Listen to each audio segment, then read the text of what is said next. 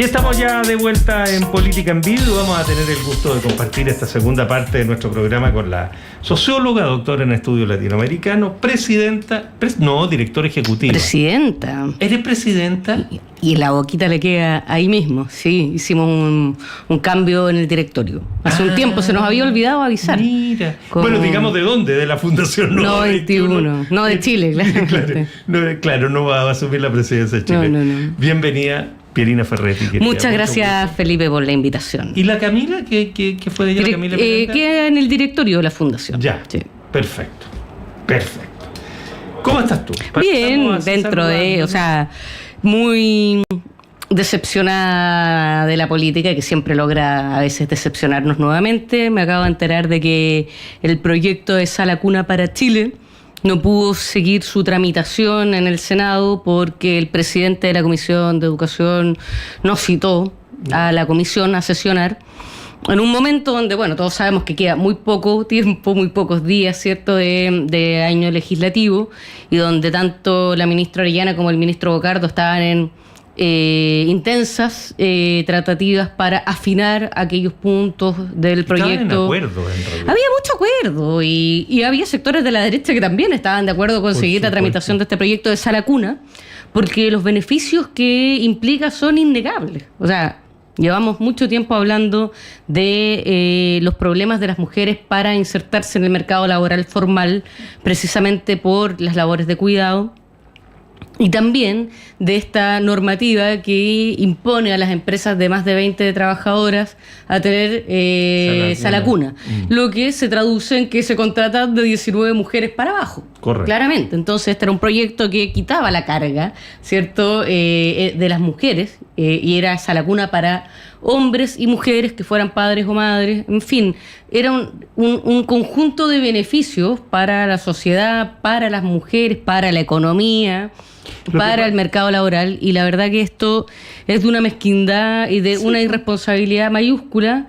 Es verdad que no es sorpresivo, pero no deja de ser decepcionante porque era un proyecto realmente donde es muy difícil no estar de acuerdo. Pero y van a estar de acuerdo, y está ahí el proyecto, y se va a retomar en mitad de marzo, se va a aprobar muy rápido y va a ser un proyecto firmado y aprobado en el siguiente gobierno. Yo no lo daría por hecho, pero, o sea, para el bien de Chile que se apruebe, más allá de que no sea en este gobierno, por supuesto. Pero la verdad que desconozco la voluntad del próximo ejecutivo de tramitar este proyecto. Le interesa por lo que tú acabas de explicar. O sea, digamos, porque debiera mejorar las cifras, ¿no? Y mejora situaciones de empresa, en fin, es un proyecto redondito. Si el problema es quién se cuelga la medalla. No, claro, y negarle a este gobierno la sal y el agua, pero bueno, veremos si esto se sigue tramitando. Yo quisiera tener ese optimismo que tú expresas con tanta claridad de que lo van a tramitar. Yo no sé. Si es por el bien de Chile, claro que sí, pero no deja de ser, digamos, de una mezquindad. No, pero eso sin duda. Como muy es que a mí decepcionante, pero la juventud me hace ser optimista. La juventud acumulada te hace ser optimista. Los tantos tantas juventudes que tengo encima, claro, sí, me hacen ser optimista. Pero de lo que no estoy para nada optimista, Perine, y te quería plantear el punto, tiene que ver con lo que pasa con las izquierdas, con los progresismos, con lo que fue el mundo que apoyó a Janet Jara, etcétera, que está en una situación, donde yo no sé si llamarlo, y eso te pido que tú lo encares como tú quieras, pero que se han ido sincerando realidades, miradas, y que parece más bien hasta sano que ocurra, y que a partir de ese sinceramiento pueda encontrarse caminos de acuerdo más sólidos, digamos, hacia el futuro, en lo que se puede acordar. A ver, son varias capas las que hay acá. Algunas más profundas e interesantes, otras más de ego y digamos, que no tienen ningún sentido constructivo. Entonces, evidentemente siempre es buena la sinceridad, que distintas familias de las izquierdas y el progresismo puedan plantear de manera abierta, honesta, sus diferencias en un ambiente donde se puede discutir racionalmente, aunque se discuta fuerte, pero que se discuta con argumentos. Eso siempre es bueno y no estamos siempre, ni necesariamente en este momento, en ese lugar de la discusión racional, de ideas, de distintas posiciones y que son legítimas. Esto, digamos, escaló a propósito de las distintas valoraciones que se tienen de la aprobación de la ley Naim Retamal. Hay quienes consideramos que esa era una agenda que no debiera haber sido apoyada por la izquierda y por la centroizquierda, por razones fundadas, digamos, no por una niñería y no por un afán por una despreocupación del problema de la seguridad y por una despreocupación de las condiciones en las que trabajan los carabineros. Esas imputaciones no son justas, porque no es así.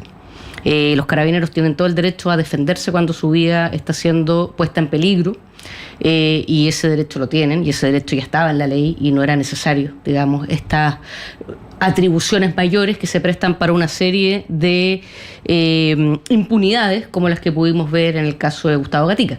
Pero es legítimo tener esa diferencia, y tenerla no pone a ninguno, ni a los que estaban a favor ni a los que estaban en contra, en un campo, digamos, de ataques, y que me parece que ahí se empezó a desperfilar completamente la discusión.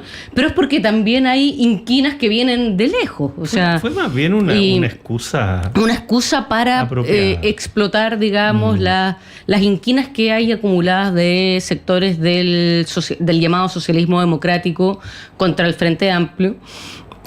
Pero en la pelea chica, digamos, no en la pelea estratégica y en la pelea larga.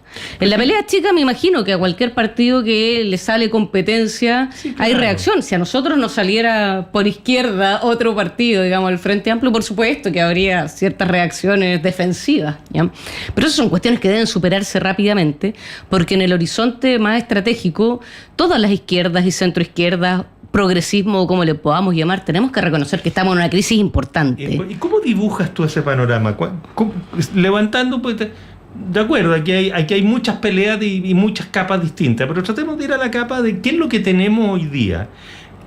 ¿Cuántas izquierdas, por ponerlo de alguna manera, o cuántas visiones son las que tú percibes, y qué las podría caracterizar en la perspectiva de decir cómo, desde identidades que nos reconocemos, no identitarismo, sino que identidades que nos reconocemos, podemos mirar hacia el futuro para generar un proyecto común? Creo que hay por lo menos 3 familias en la izquierda y la centroizquierda, o 4, ¿no? Pero 3 familias más claramente delineadas. Una, la que viene de más lejos, es la izquierda comunista. ¿Cierto? Es una izquierda que comienza a formarse a finales del siglo XIX, principios del siglo XX, y el Partido Comunista se funda, algunos dicen en 1912, otros en 1920 y algo, pero bueno, es una izquierda que nace del movimiento obrero, de las salitreras, del mundo portuario, que más atrás venía del mundo de los artesanos organizados, zapateros, panaderos, estibadores, anarquistas, todo ese mundo popular que lo pasó bien mal, digamos, durante buena parte del siglo XX, y recordemos la matanza de Santa María de Iquique en 1907 y muchas otras, pero que fue organizándose primero socialmente, después partido político, y que después confluyó con otras formaciones en la Unidad Popular. Y esa es una izquierda, hoy la izquierda del Partido Comunista, que tiene una identidad todavía, creo yo, muy anclada en el siglo XX, en el movimiento obrero y en la geopolítica del siglo XX, ¿cierto? Donde había 2 grandes bloques, el bloque capitalista liderado por Estados Unidos y el bloque soviético, y que en América Latina estuvo liderado, digamos, de manera muy clara por la Revolución Cubana como un faro, ¿cierto?, para las izquierdas latinoamericanas, y que una vez que cae el muro y una vez que la sociedad empieza a ser transformada, digamos, por los cambios económicos, o sea, ya no tienes ni grandes fábricas ni grandes complejos industriales donde los trabajadores juntos se encuentran y se organizan en grandes sindicatos, etcétera, y donde hay un campo popular que tiene 100 años de historia acumulada y que más o menos se identifica con los partidos de izquierda y de centroizquierda. Ese mundo se desarmó, ese mundo ya no existe. Pero el Partido Comunista sigue teniendo una base firme, pero anclada a esa identidad de izquierda, que también tiene sus límites de crecimiento, ¿cierto? O sea, es una base firme, logran tener sus representantes municipales, parlamentarios, vocerías importantes, dirigentes importantes. Tuvimos una candidata presidencial que provenía de las filas del Partido Comunista, pero que tiene ciertos límites. Hay una enorme cantidad de trabajadores y trabajadoras, de personas del mundo popular, de las poblaciones, de sectores medios, que no se identifican para nada con esa cultura comunista. Tenemos otra izquierda que mezcla pasado y presente, yo diría que es la izquierda socialista, que junto con el Partido Comunista, con la democracia cristiana, que en Chile ha estado en general más del lado de la centroizquierda que de la derecha, como en otros países del mundo, que además de la historia, como previa a la Unidad Popular, tienen también como los galardones de haber luchado contra la dictadura, ¿cierto? Tanto el Partido Comunista como el Partido Socialista y otros partidos que suponen el PPD, que surge también en la lucha democrática, tienen como esas medallas de guerra, ¿cierto? Nosotros tenemos muertos, desaparecidos, peleamos contra la dictadura, derrotamos a Pinochet junto con todo el movimiento popular que allí también, y otros grupos que también lucharon contra la dictadura, el MIR, el Frente Patriótico, todo en distintas versiones, todos contribuyeron a la caída del régimen de Pinochet, pero que construyeron, ¿cierto? Y tomaron el país en sus manos y dirigieron la transición a la democracia. Y ahí se forma una identidad. Fue la Concertación, nueva mayoría, pero es un mundo entre el PS, la democracia cristiana, el PPD, el Partido Radical, pero que yo diría que el eje ahí siempre estuvo entre el PS y la democracia cristiana. Y que tienen... Fue un reencuentro muy difícil. Imagínate que la democracia cristiana, una parte de la democracia cristiana estuvo con el golpe. O sea, por eso yo digo, si eso fue posible, todo es posible. O sea, si que armar una alianza después de que eso pasó, yo creo que todas las alianzas para el futuro son posibles si es que hay objetivos políticos que te hagan superar incluso esos episodios. Yo creo que esa izquierda, esa izquierda socialdemócrata, al igual que la izquierda comunista, pero por distintas razones, también está en crisis en el mundo. Porque todo el ideario que sostuvo a las socialdemocracias ya en Chile fue débil. Y hay muchos que cuestionan el carácter socialdemócrata de la Concertación en Chile. Y que había, dentro de la Concertación tensiones de sectores que querían construir un sistema más propiamente socialdemócrata, con derechos universales, con áreas de la vida donde el mercado no era hegemónico, la educación, la salud. Pensemos en el estado de bienestar. Como reconstruir en Chile o intentar construir en Chile un estado de bienestar, donde mercado para todo lo que quieran, pero vamos a tener salud, vamos a tener educación, Y sectores de la Concertación donde que primaron otras opciones de profundizar el mercado en los derechos sociales. Y ahí yo creo que la historia es bastante clara, los hechos son claros.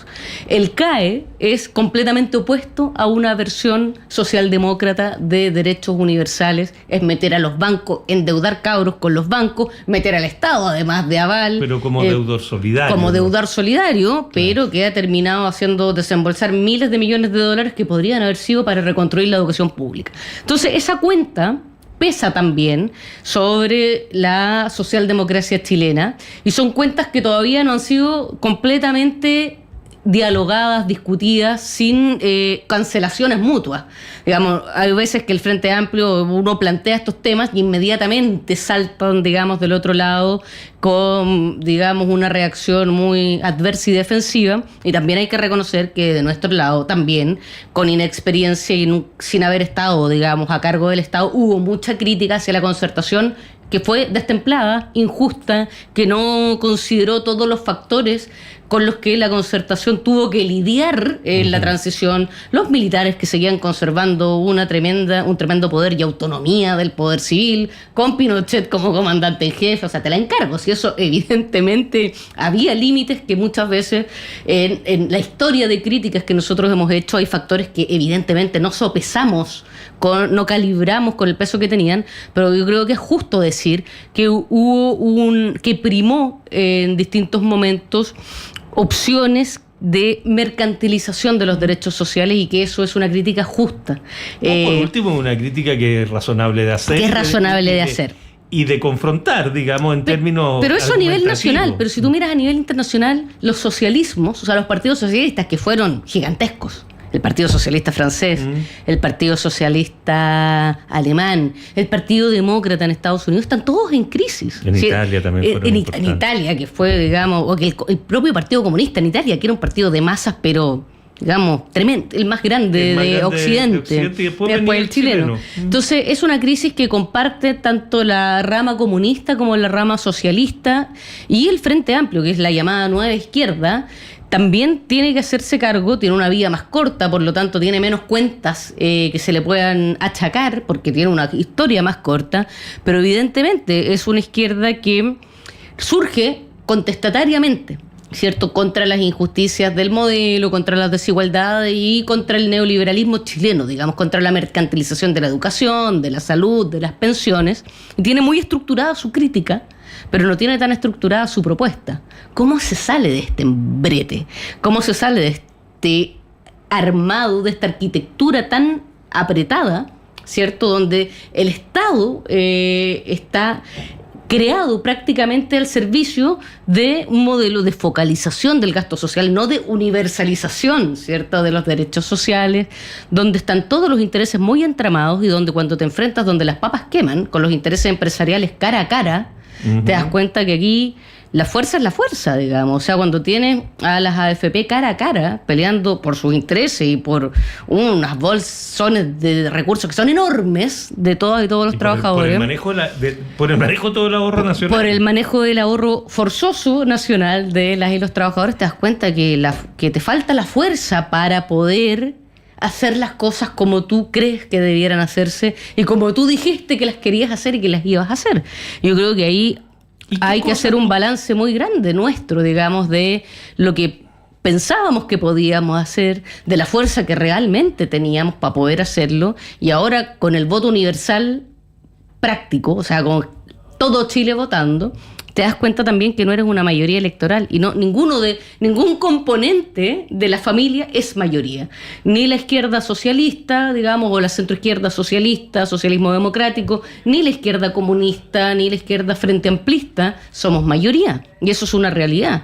Que no nos guste otra cosa, pero la realidad es la realidad. ¿Y son familia en el sentido que tú dices que son que son tres ramas que inevitablemente van a estar juntas, o tú crees que la batalla por la hegemonía también va a ser muy dura? Nada es inevitable, no estamos destinados a estar juntos. No, de acuerdo, pero... Y la historia, por lo menos del siglo XX, tiene tan brutales ejemplos de peleas entre, no sé, imagínate la Guerra Civil Española,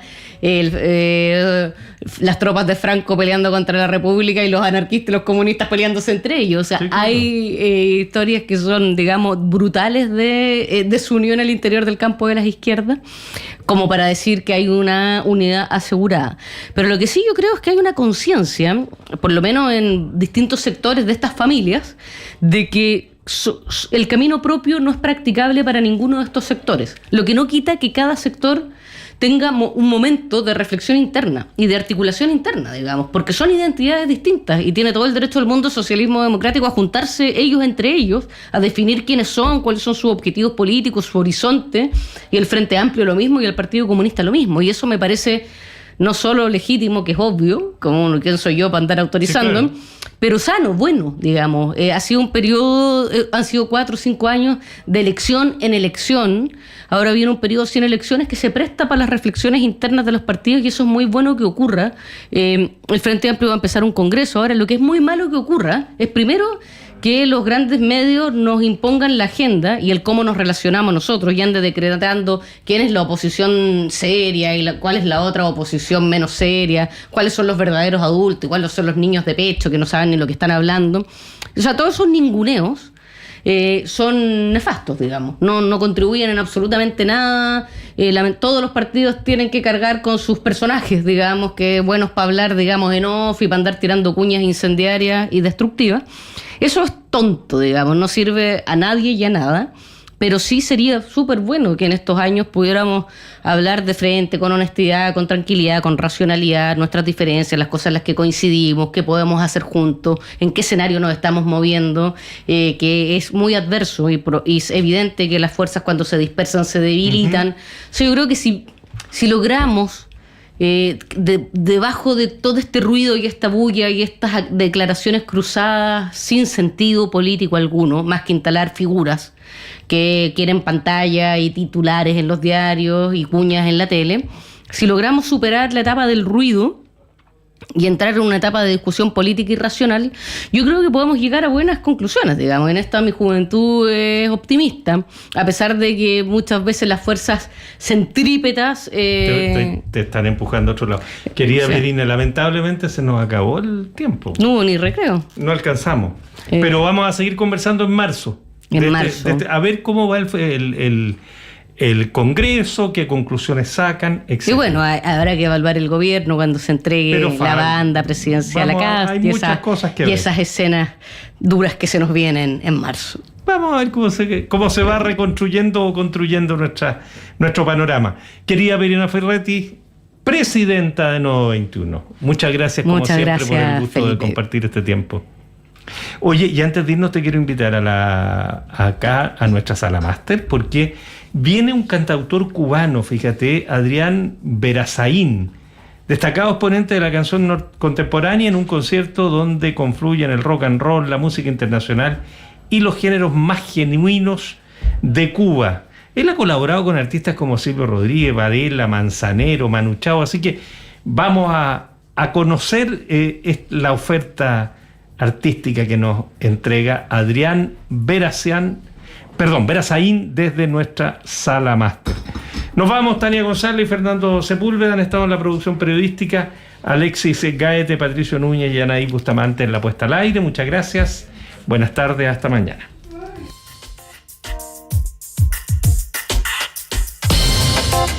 El Departamento de Prensa de Radio Universidad de Chile